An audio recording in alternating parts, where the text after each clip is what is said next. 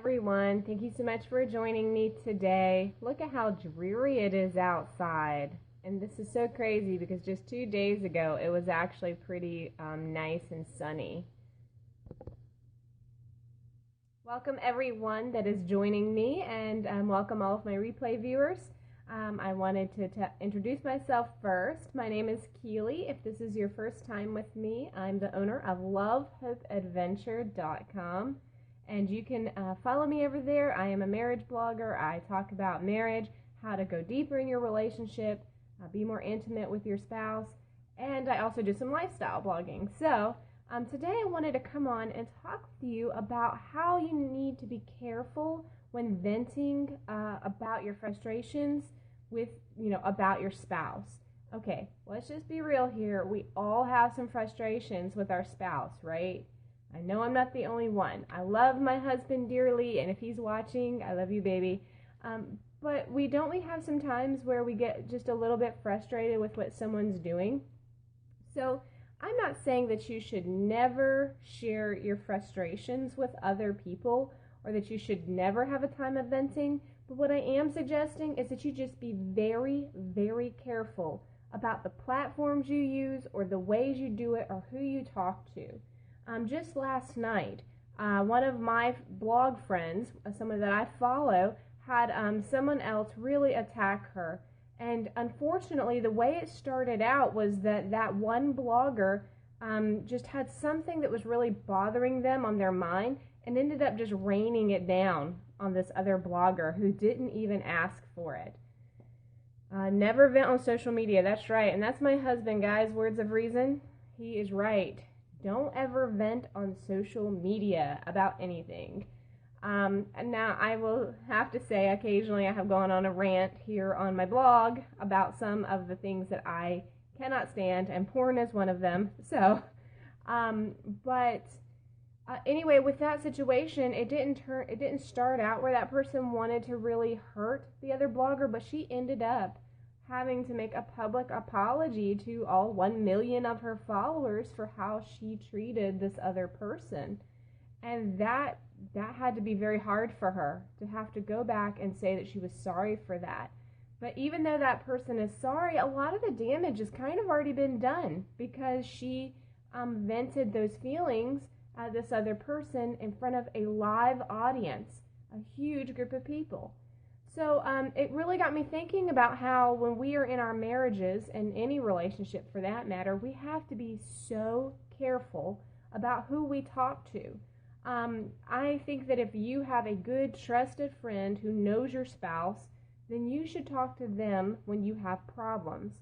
But you shouldn't put it out there on social media. Can't unring a bell. You're right. You can't. You can't take that back. You can't make that hurt go away because you said, I'm sorry. Really, the best thing to do is just to not do it at all. Don't get out there on social media. Don't get out there to the public, whether it's at work or wherever. Start trash talking anyone, but especially your spouse. Because whether you meaning to do this or not, what happens is if you are talking poorly about your spouse to people that don't really know your spouse, you are painting this picture of them that they are this horrible, horrible monster. Okay, they're only getting the one side of this. And I have seen this happen in several instances where one spouse spent a lot of time really putting down their spouse and then really couldn't understand why everyone thought that spouse was a monster or really horrible or why they needed to break up. A lot of it is perspective and perceptions. So be very careful who you talk to, the way you talk to them, what you say, where you put it out there. I'm just going to say right now, there is never a time on social media when you need to vent your frustrations about another person. Period. There are very, very few things that you should ever be venting about on social media. Don't put it on your Facebook. Don't put it on your Instagram. Don't trash talk people in Periscope. Don't put it on your blogs, because those are words that we cannot truly ever get back. And even more so in the digital world. I mean, okay, so that Periscoper took down her video, But that doesn't mean that that is completely gone. And you might delete a status later on. You might delete blog posts in the future, but that doesn't change the fact that people have shared that information, have already got it in their minds because they already saw it. You can't erase what they saw or heard. And you don't want to be disrespectful to your spouse. That is so damaging in your relationship. If you're going to share with a friend something that you are feeling very frustrated with about your spouse, I suggest that this is a friend that knows your spouse, and if they don't, that you share at least one or two good things for every bad thing that you say, because this is your friend, right? Okay, they want you to be married to someone who is good for you and is healthy, so if all they ever hear is the garbage, they are going to think that you are in a horrible marriage and it's time for you to get out. So really keep that in mind when you are talking to other people. The perceptions that you're giving to other people when you just vent and let people have it. Something that I've noticed about social media is that people are so much more willing to say whatever is on their mind than they would be in a normal social setting, because it would be socially unacceptable for people to say the kinds of things that I see come across social media. And I think that if you wouldn't be gutsy enough to say it to someone's face, please don't put it on social media. It's just as bad as going behind their back, if not worse, because now you've actually said it, but you weren't willing to go up to their face and say it. So if you can't have an actual conversation about this thing that you're getting ready to put on social media, don't write it.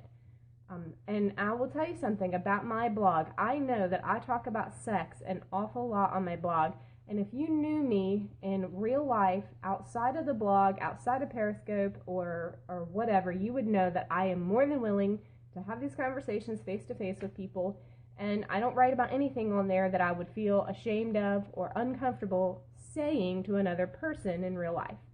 So that's just a disclaimer about my blog and me. But I encourage you guys to not vent about your spouse to the wrong people. And in your venting, make sure that there is a purpose behind it. Because sometimes you really do need to go and have that whole train of thought about this thing that is really bothering you about your spouse with someone else, so you can kind of get another perspective. You might have this problem with your spouse and start talking it out and start realizing, oh my goodness, it's really, I've got somewhat of a problem. Or maybe it's not as big a problem as I thought. Like, you can kind of gauge whether or not you're overreacting about something based off of someone else's reaction to it. And if they come to you and be like, okay, you are right on, you're right, then that will help you a little bit, but you also have to weigh that, because if you're talking with a friend who only knows you and never interacts with your spouse, of course they're going to have your back. So you kind of have to temper that. But it's good to be able to talk through a situation with a trusted friend, but it's not good to vent your issues on everyone. And when I say trusted friend, I mean it needs to be a trusted friend, because what you don't want to see happen is for you to confide in someone who goes and shares it with other people. And then people start forming opinions of you based off of hearsay, and that just leaves you in another bad situation.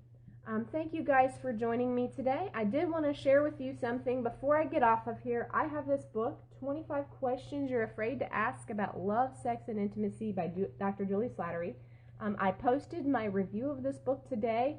Dr. Slattery actually answered a few extra questions for me in an interview, and I put those in the post. And you can sign up on my website and enter to win this book. You can also go ahead and buy it if you want to have it and you're not sure about the giveaway on Amazon. And I would really recommend this book for anybody who has some questions and wants some biblical answers about sex and intimacy and how that all works. She has a lot of great questions in here. So go onto my website today, lovehopeadventure.com. And if you want to see the post that I am talking about where you can sign up for this book and the book review, go to lovehopeadventure.com/periscope. And on that page, I will put a link to today's show and to the blog post that I'm talking about so that you can find it easily. Thank you guys for joining me, and I look forward to talking with you tomorrow.